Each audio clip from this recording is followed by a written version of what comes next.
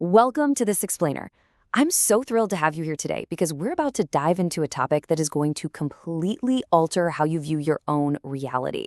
Go ahead and get comfortable, keep an open mind, and honestly, prepare to dismantle pretty much everything you think you know about your own past.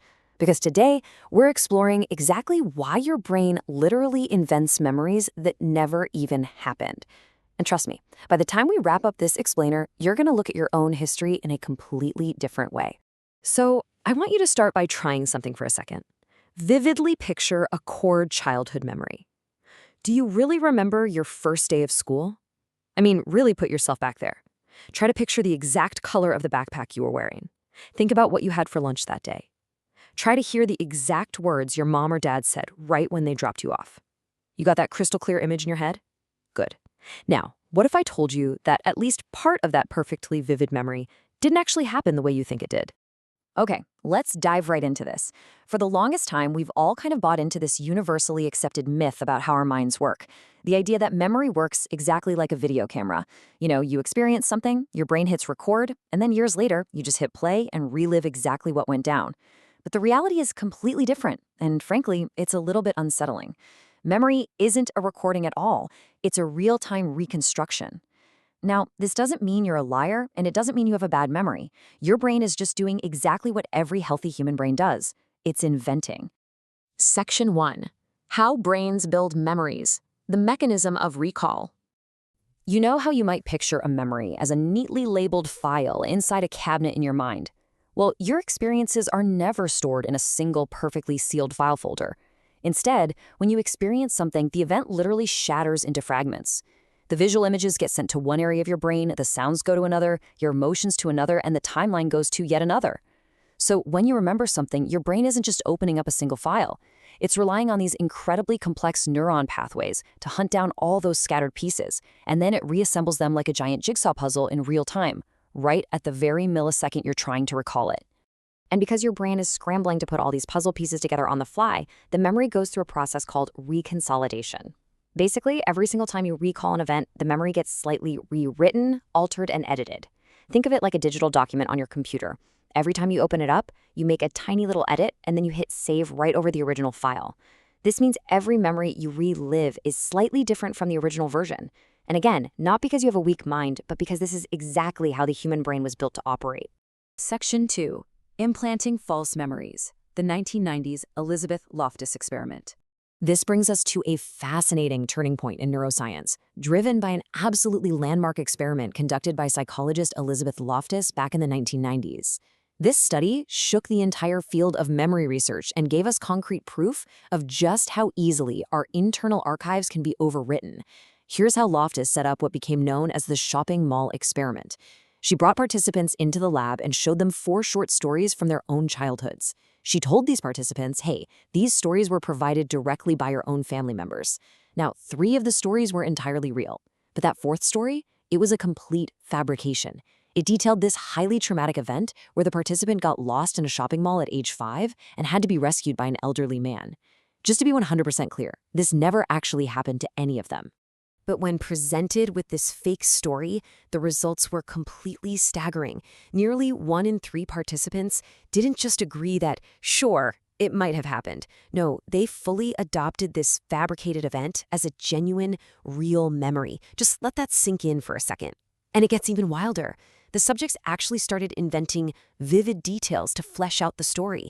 They described what the elderly man looks like, they recalled the specific panic they felt in their chest, and they even remembered exactly what color shirt they were wearing that day.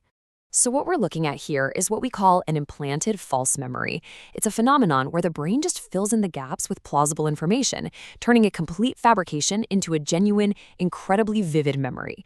And the crazy thing is, their brains weren't lying to them on purpose. The brain is literally just doing what it does best. It absolutely hates incomplete puzzles. So it automatically fills in the blanks with plausible assumptions just to create a cohesive narrative. It takes a suggestion and turns it into a reality that feels just as real as any true memory. Section 3. The evolutionary advantage. Why the brain fills in the gaps. Now, you're probably sitting there thinking, wow, our brains are just terribly flawed. But let's flip the script for a minute. We often wish our brains were perfect historical record keepers, right? A perfect archivist. But from an evolutionary standpoint, keeping an exact, flawless database of every single tiny detail would be incredibly overwhelming and super inefficient. Your brain's true priority is future survival. It didn't evolve to archive the past. It evolved to keep you alive tomorrow. And to do that, it needs to recognize general patterns. Think about it. You don't need to perfectly recall the exact table setting, or the waiter's name, or the background music of every meal you've ever eaten. You just need to remember the general pattern. Hey, the food from that specific restaurant made me sick. That pattern is what keeps you safe and helps you avoid that place in the future. It really all boils down to this. The brain optimizes for usefulness, not absolute accuracy. When a memory has missing pieces, your brain just automatically completes the picture, based on your past experiences, your expectations, and the social context of the situation. It works exactly the same way your brain automatically fills in a missing word when you're reading an incomplete sentence. It prioritizes a useful completed concept over absolute factual precision. Section 4. Real-world consequences when memory and reality clash. Of course, optimizing for usefulness over accuracy is going to cause some serious friction when memory and reality clash. Having strong emotional confidence in a memory is not actually proof of its accuracy at all. In fact, research shows there's basically no direct correlation between how certain you are about a memory and how correct it actually is. You can be 100% convinced of a detail and it can be completely wrong, and this has profound impacts on our society. First off, look at our courtrooms. Mistaken eyewitness testimony, where a witness is incredibly confident but factually incorrect, has been one of the most frequent causes of wrongful convictions. It's a massive, high-stakes vulnerability. Second, just look at our everyday lives. Think about those sincere but superheated relationship arguments. Often, these fights start just because two people remember the exact same conversation completely differently. And the craziest part? Both of them are being entirely sincere, it's just based on their own brain's reconstruction. Finally, this malleability creates real vulnerabilities to psychological manipulation and even unintended suggestions during therapy. So, what should we take away from all this? Does this mean your memory is entirely useless? No, absolutely not. But you should really start treating your memory like a story that gets edited over time, rather than a permanently sealed document. I want to invite you to adopt a little bit of intellectual humility about your own past. The next time you find yourself absolutely certain about a memory, especially an emotionally charged one from a really long time ago, maybe take a step back. Recognize that while the core emotional truth might absolutely be there, the fine details have very likely been overwritten, polished, and reconstructed over the years.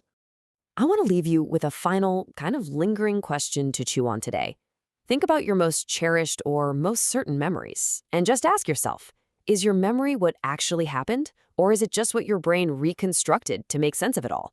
It's a pretty fascinating mystery, right inside our own heads. Thank you so much for joining me for this explainer. If you found this breakdown as fascinating as I did, and you want to keep learning about how your mind actually works, make sure to seek out more deep dives into the incredible reconstructive power of the human brain.